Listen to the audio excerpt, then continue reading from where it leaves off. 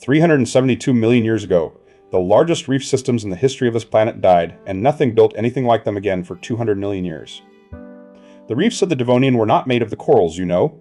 Modern reefs are built by stony corals, and stony corals had not evolved yet. They would not appear for another 120 million years. These were built by stromatoporoids, reef-building sponges that laid down sheets of calcite, together with two extinct groups of coral, the rugose and the tabulate. Not one of those groups exists today. The stromatoporoids die at the end of the story. The rugose and tabulate corals hang on for another 120 million years and then die in the Great Dying. So, the reef you are looking at is a completely extinct architecture, built by extinct builders, and it was bigger than anything since.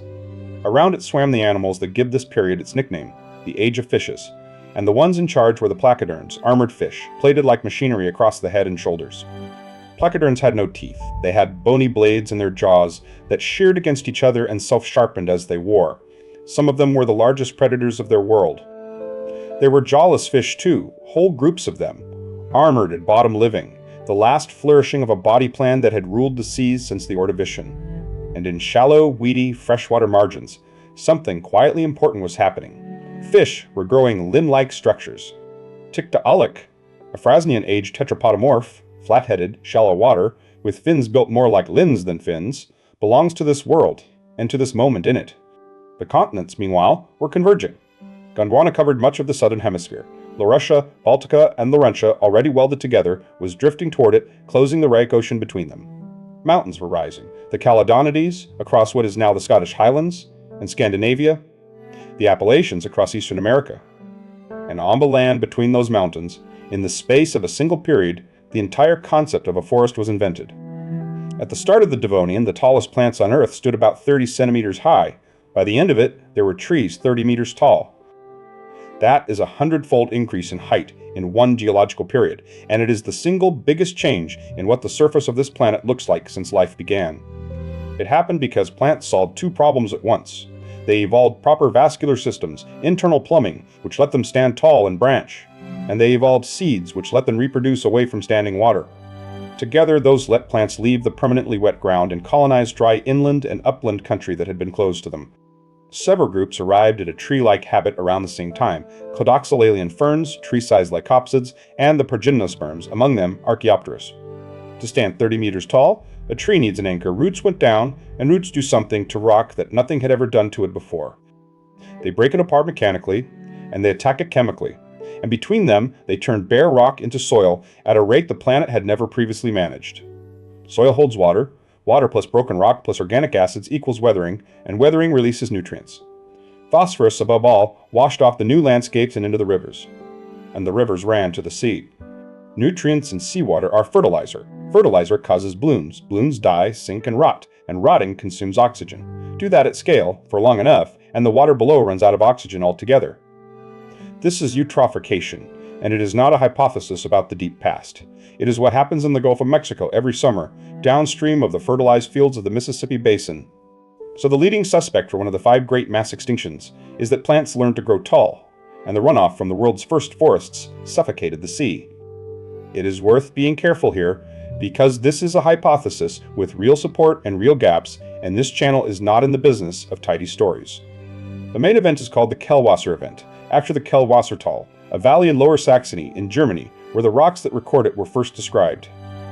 It sits at the boundary between the Frasnian and Famennian ages, around 372 million years ago, and it is one of the Big Five.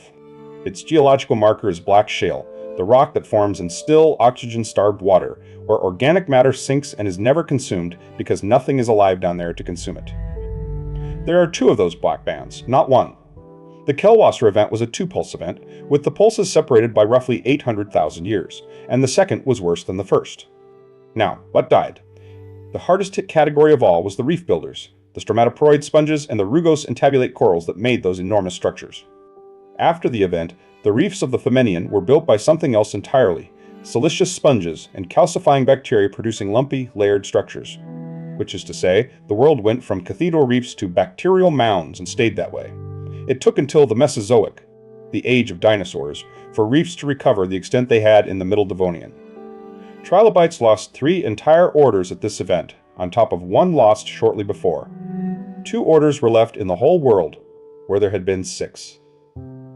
There is a detail in the trilobite record I find genuinely haunting. Across the run-up to the event, their eyes got smaller, suggesting vision mattered less, perhaps because the water was getting deeper or murkier. And the brims of their heads, the flat rims, thought to serve a respiratory purpose, expanded. Anoxic water, and animals visibly growing more gill. That is what a dying ocean looks like, written into an animal's anatomy, less looking, more breathing. Among the ostracods, small bivalve crustaceans, everywhere in the fossil record, around 80% of species died worldwide, and in Eastern Europe the rate reached 91%. Vertebrates came off better, but not evenly. About half of placoderm families died here. The rest survived, only to be finished off 13 million years later. The jawless fish, the osteostracans, galeaspids, heterostracans, largely went extinct by the end of the Frasnian. A body clan that had run the oceans for 100 million years essentially ends here.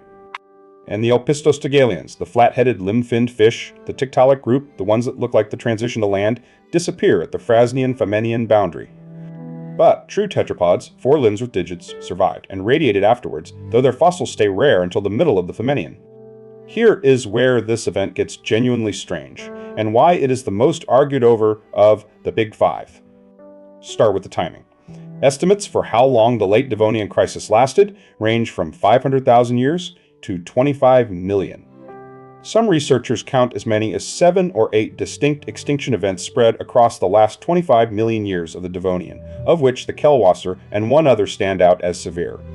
So, the first question is whether this is one mass extinction or a very bad quarter of a period. It matters because the mechanism differs. Then there is the magnitude. One well-known survey puts it at 22% of all marine animal families eliminated, 57% of genera, and at least 75% of species.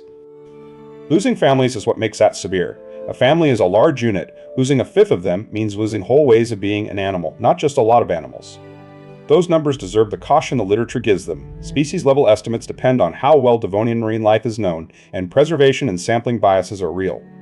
And now, the genuinely unsettling possibility. Some statistical analyses suggest the fall in diversity was driven less by an increase in extinctions than by a collapse in the rate at which new species appeared. That is a different kind of catastrophe, not a mass killing, a mass failure to replace. And there is a plausible mechanism, invasion. As the continents converged and sea levels moved, species that had been isolated spread everywhere and homogenized the oceans. Isolation is what makes new species. Connect every sea to every other sea, and you keep the same total number of animals while quietly switching off the engine that generates new kinds. The anoxia is real, the black shales are there, the chemical evidence is there, including photic zone Euxinia, where even the sunlit surface water carried toxic sulfide. But even that is not simple. Anoxia was not global and not synchronous. In South China, the same boundary shows the sea floor getting more oxygenated. In New York State, black shales record anoxia coming and going. Some authors argue the anoxia was confined to shallow inland seas, driven by poorly oxygenated water welling up from the ocean basins, rather than a single global event. Other candidates are on the table too: global cooling, oceanic volcanism, and a comet or asteroid impact. The Siljan Ring in Sweden is among the structures proposed. The honest summary is the one the literature gives. The causes are unclear, and since the extinctions ran over such a long interval, it is difficult even to separate cause from effect. 13 million years after the Kellwasser Event, at the very end of the Devonian, it happened again. The Hongenberg Event, around 359 million years ago, closes the Devonian and hands the world to the Carboniferous. The coal forests we spent an entire episode inside. This is the one that finishes the placoderms. Every armored fish, every plated jaw, the whole class, gone. The stromatoporoids die here too, closing out the reef builders that had already lost their world. And it came with cold, a snap that hit the warm water specialists, which had begun to recover after the Kellwasser Event, and cut that recovery short. Two great crises, 13 million years apart, historically conflated into one, and between them, they profoundly reshaped marine ecosystems. The survivors tell the usual story. Specialists in small niches were hit harder than generalists. Warm water life suffered more than cold water life. Deep water and low-latitude communities took the worst of it. Among brachiopods, the elegant older groups became rarer and were replaced in their niches by productids, animals whose spiny shells made them harder to eat and harder to disturb. Armor and tolerance beat elegance and specialization. That is the recurring verdict of every mass extinction we have looked at. There is a strange legacy to all this, and you have almost certainly used it. Anoxic water preserves organic matter, because decay needs oxygen. The late Devonian buried enormous quantities of unrotted organic carbon in black shale. Combine that with porous reef rock, which is very good at holding fluid, and you have made a petroleum system.